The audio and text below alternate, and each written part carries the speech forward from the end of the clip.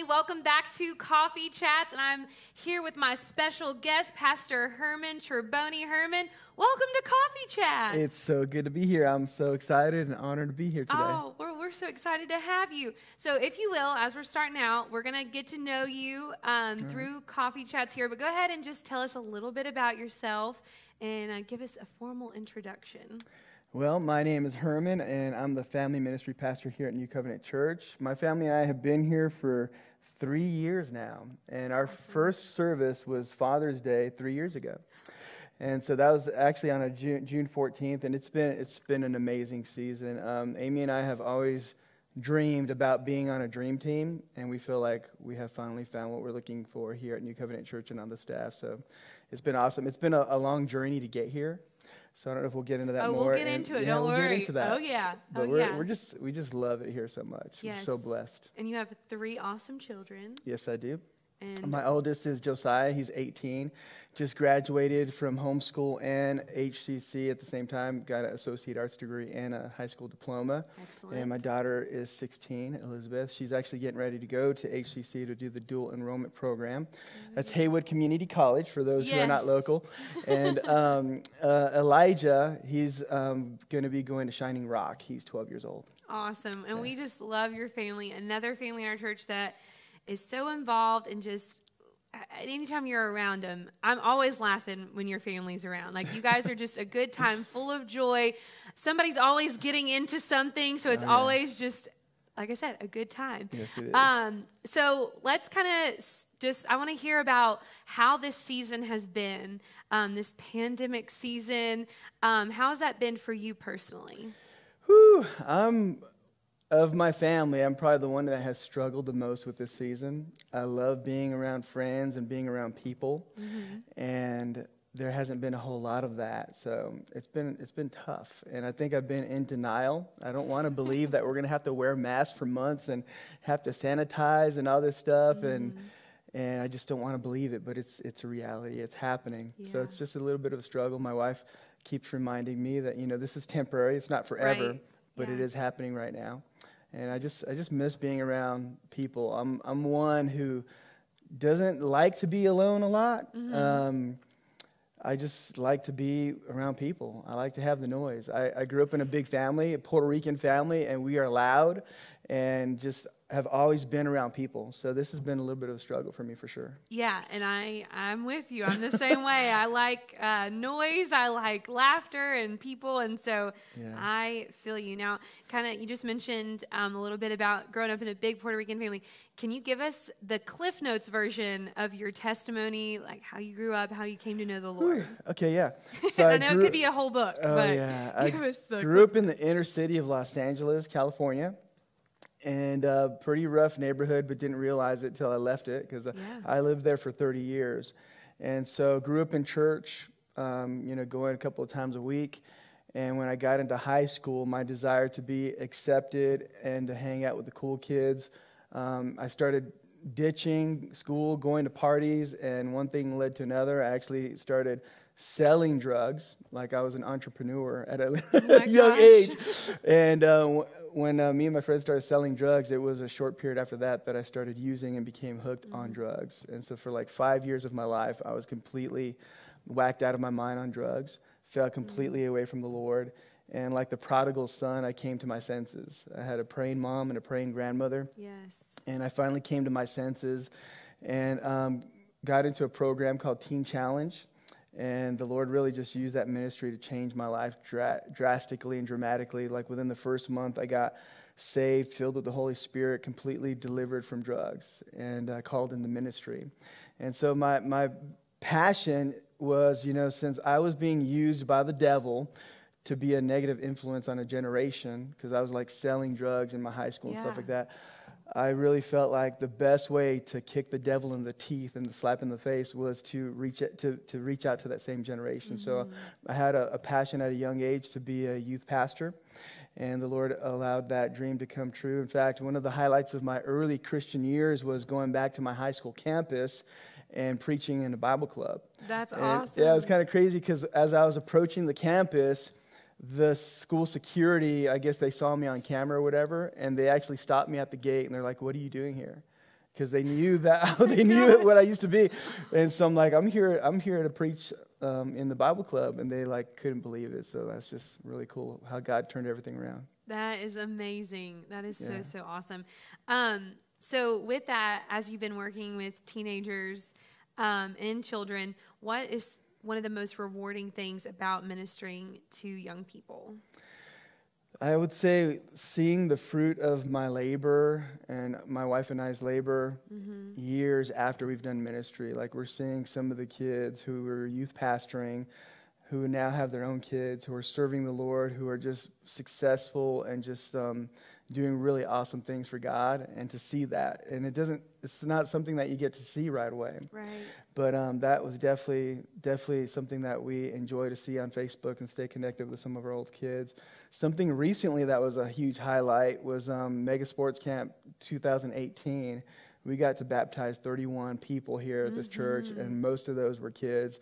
And that was a huge highlight of my ministry. Yes, that was awesome. I was glad to just be sitting out here and seeing all that. It was beautiful.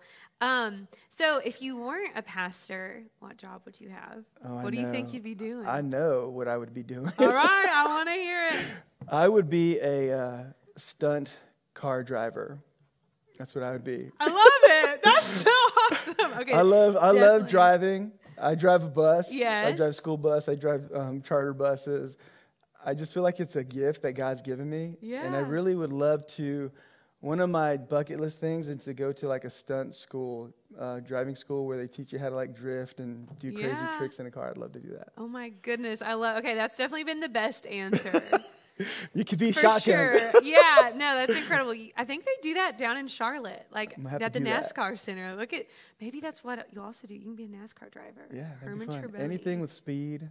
I love it. I love it going fast. That is so cool. So now, in your personal devotion to the Lord, what are some things that you do to stay connected to God?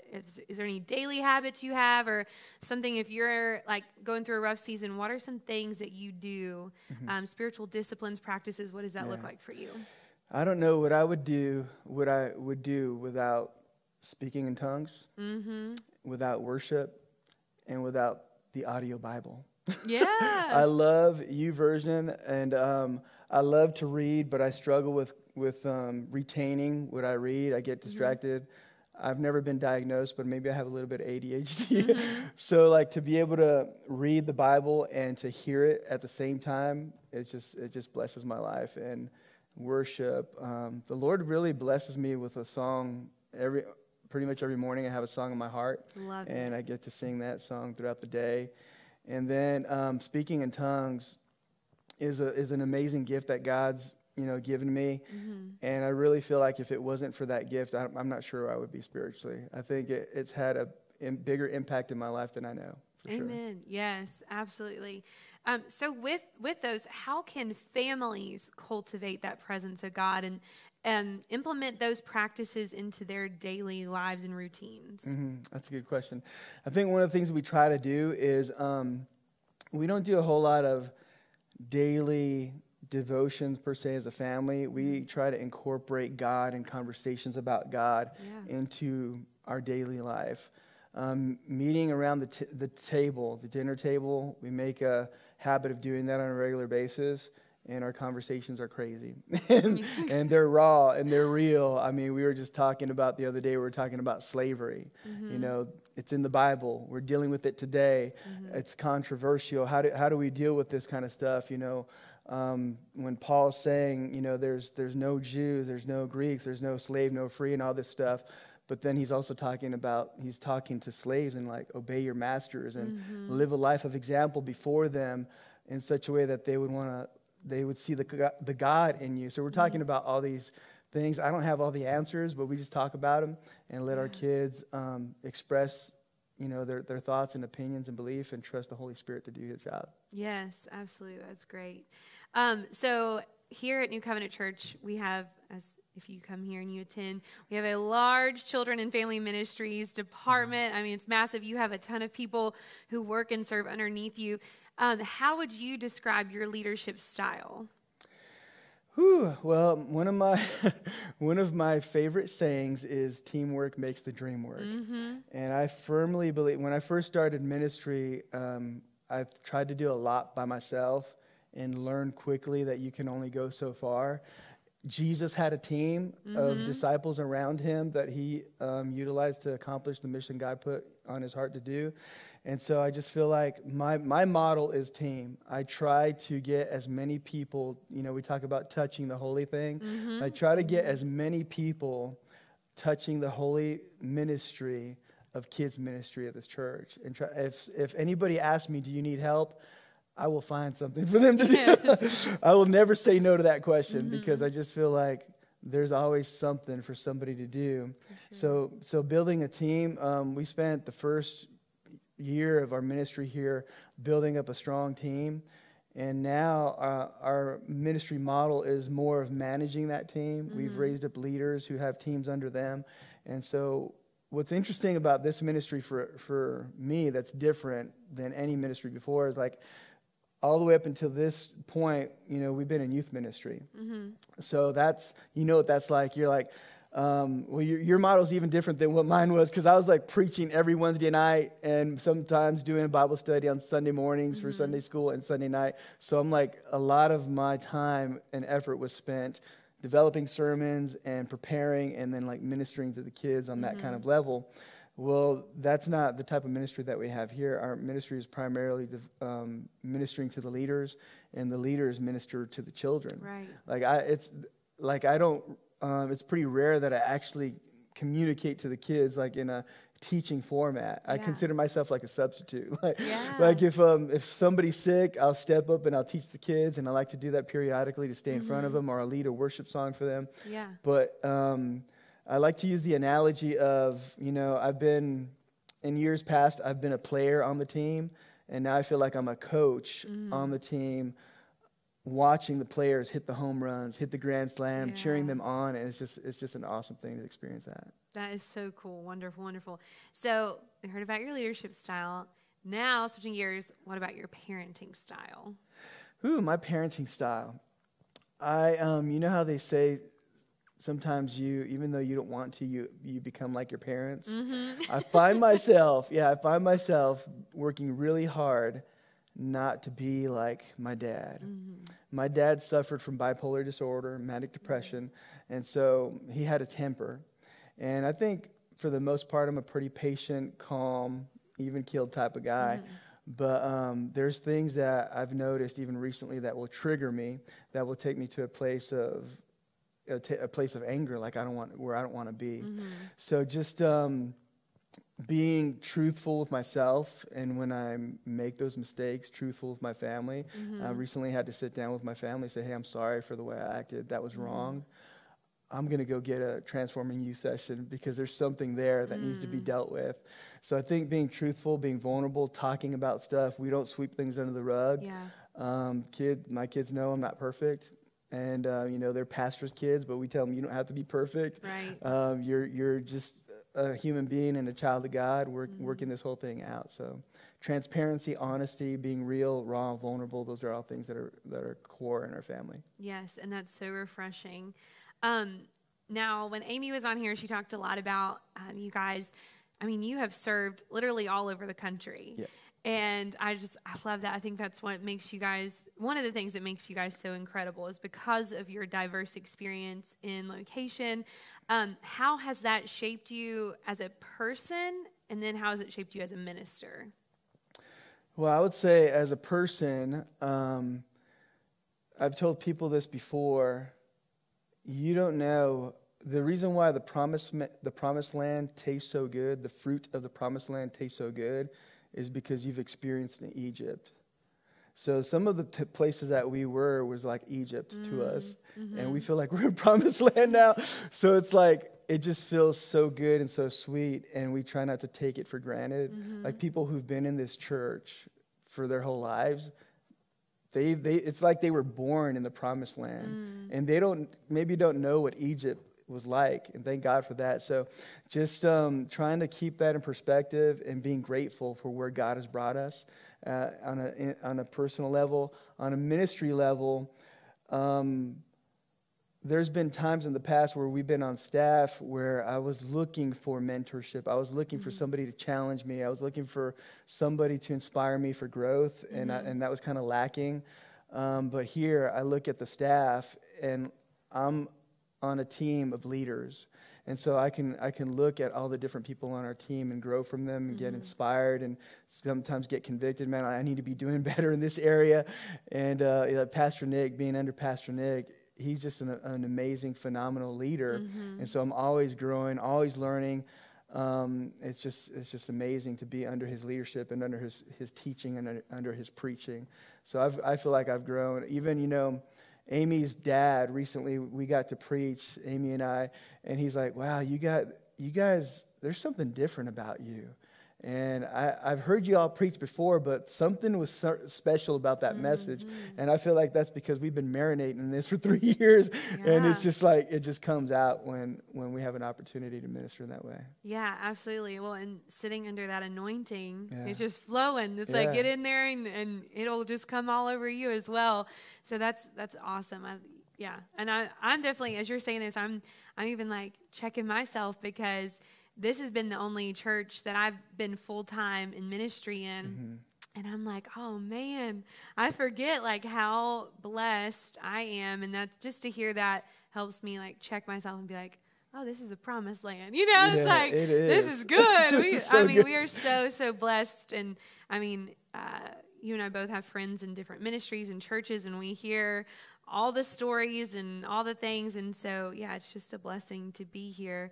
And going along those lines, when you were called into ministry at a young age, because how old were you when you said it was 30 years ago? I was 21. Yeah, 21. Yeah. So if you could go back to that 21-year-old Herman, what would you say to him? Is there any advice you would give to him? I would just say, make sure to keep your family and your wife a priority even over the ministry. Because there was times, and we learned this pretty young in ministry, but there was times where I was kind of like a workaholic, and I was spending more time on the ministry than I would on my wife and my family. And a wise man once told me that, you know what, how would God let you take care of his bride if you're not even taking care of your own? Wow. And I was like, ooh. Yeah. So I was like, okay, I really need to make my bride a priority, and it's honoring to God. I think there's an old mindset that, I take care of God and his church, and God will take care of my family, and that's just like a lie from the pit, right? So I just realized that my first ministry is to my wife and to my family. And if I put that into perspective, there's always going to be an abundance and an overflow that's left over to give to the ministry that God's called me to do. Yeah, that's so good. That's so good. All right, so we've talked about some testimony stuff, some leadership stuff, family stuff. Now we're going to get into what we've been calling the lightning round, where it's a little more lighthearted. All right. Gets to know some things that you like or dislike or whatever. So, texting or talking on the phone? Ooh, there was a time in my life where it's funny, when we were in Florida, texting was kind of new, and I was kind of older than the youth pastor there. I still am, I guess. But anyways, I would call him, leave a voicemail, and he would text me back. And I hated that. I was like, dude, I called you. You need to call me back. So, but I think I have evolved, and it depends on the situation. I love talking to people. I'm not a fan of expressing my feelings and getting deep, like in an email or something like that. Right. So my first course of action, if I need to talk to somebody and it's more than a 2-sentence email, is I will call them first. And if they don't answer, I usually don't leave a message, and then I'll just send an email or a text. So I like it all, but it depends on the situation. I prefer talking. I prefer talking on the phone, but texting is a great tool also. Definitely. Where is your favorite place that you've traveled? My favorite place that I've traveled, I would say Puerto Rico. We went there last summer and met my family, which lives in California. We kind of all converged in Puerto Rico, and it was my first time being there, even though my parents were born there. Yeah. It's a beautiful tropical oasis, and Amy and I also we went to Hawaii when we were early on in our marriage, and it's very similar to Puerto Rico. But I love tropical type stuff. Yeah, that's awesome. And now we've mentioned, of course, that you guys have lived all over the country. Where was your favorite place that you lived? And Amy was saying, she's like, we love this place. But other than perfect Western North Carolina. It doesn't get much better than this, trust me. Where's your second favorite place? I guess that's the best way to say it. I loved living in Florida, and that was because of the easy access to the beach and to Orlando. Nice. We lived there during a season of our life where our kids were young, and so we would be able to go to SeaWorld and Disney and Legoland and all the stuff that was just like an hour and a half from our house. And so we'd go there, and then the beach was so close too. So that's one of the things I miss from living on the West Coast, is having such close access to the beach. Yeah. And we haven't been there in too long. We've got to go and get sunburned at the beach. There you go. That's the spirit. Exactly. What was a nickname you had growing up? My mom called me Honey. Aww. And she still does. Aww. And I'm her favorite. On the record, yeah. On record, you are saying you are her favorite. It's funny because all of her kids call her my mom. We're talking to each other. Like, I'll talk to my brothers and my sister and be like, my mom. Well, she's my mom too, you know. That's hilarious. But yeah, she is my mom. Oh, I love that. I love you, Mom. Oh, hey, Mom. Shout out. What's your favorite holiday? 4th of July. Oh, my Yeah, goodness. you know why? Why? I love fireworks. Hey, yeah, you're pyro. A little bit of a pyro, huh? I am. Well, I know the first 4th of July, I somehow convinced somebody to let me shoot out fireworks in the back over here. That was awesome, I must say. And then me and Dustin were involved in organizing the fireworks for the 40th. Yes, which was another and great one. It was amazing. I love fireworks.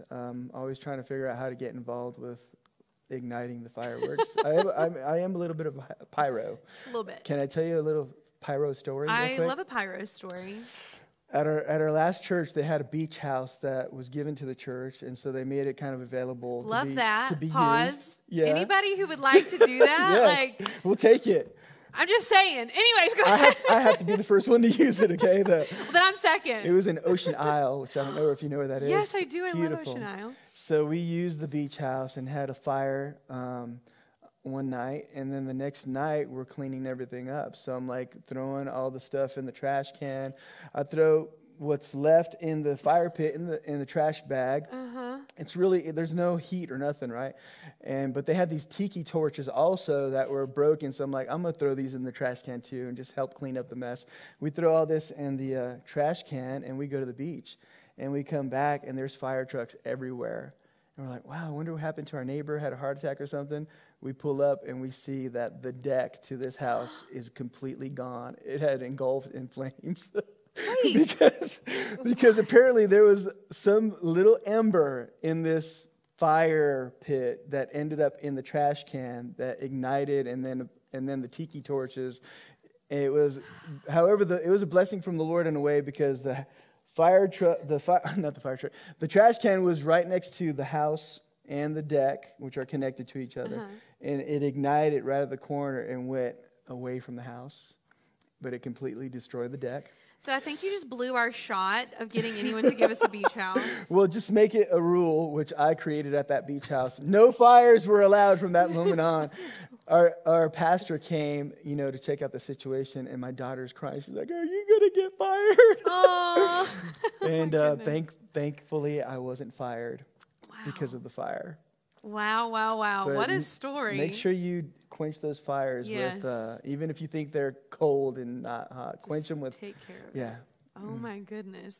I think I know the answer to this, but early mornings or late nights? I actually stay up late and wake up early. You're crazy. Yeah. And I do know that. That's why I was like, I know you're a night owl, but you wake up early. I do. I don't like it. Like, I'm enjoying not having to drive a bus right now. Yes. Because I enjoy not having to get up at 5 o'clock in the morning. But I also enjoy ministering to the kids and hanging out with the kids in the morning. Yes, that's awesome. But yeah, I do love my sleep, but sleeping in for me is like 7 o'clock. Oh, wow. And my wife is wanting to sleep in longer than that. Yes, me too. I love to sleep in. Going along the lines of sleep, do you snore? They say I do, but they haven't been able to prove that to me. Oh, there's no video footage. No. Okay. So I don't believe them. Yep, it's a lie until you're innocent until proven guilty. Exactly. When you were a kid, what did you get in trouble for the most? Fighting with my brothers. A classic. We used to, back in the day, it was called WWF. I think it's WWE now or something. Yes. But we would watch that and practice all the wrestling moves on each other. That's amazing. It was painful at times. Yeah, jumping off couches and stuff. It was fun. Nice. We had a blast. Yeah. Favorite food? Ceviche de camarón. Now, explain what that is for our non-Spanish That is a friends. Hispanic dish. I'm guessing it's Mexican. I used to have it in Los Angeles, California a lot.